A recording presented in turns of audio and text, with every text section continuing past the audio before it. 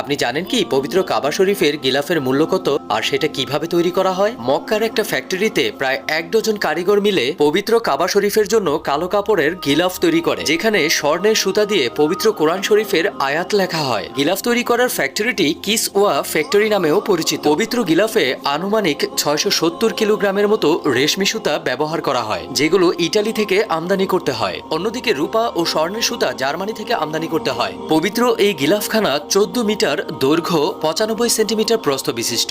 41 খণ্ড বস্ত্রখণ্ড একসাথে জোড়া দিয়ে তারপর এই গিলাফটি তৈরি করা হয়। 15 কেজি স্বর্ণের সুতা এখানে ব্যবহার করা হয়, যা তৈরিতে 17 মিলিয়ন সৌদি রিয়াল ব্যয় হয়। প্রতি বছর জিলহজ মাসের 10 তারিখে পবিত্র কাবা শরীফের পুরানো গিলাফ পরিবর্তন করে নতুন গিলাফ পরানো হয়, আর পুরানো গিলাফটাকে টুকরো টুকরো করে কেটে বিশেষ বিশেষ ব্যক্তিদের মাঝে বিলিয়ে দেওয়া হয়। মহান আল্লাহ তাআলা আমাদের পবিত্র কাবা শরীফের গিলাফের একটা টুকরো হাতে পাওয়ার তৌফিক দান করুন, আমিন।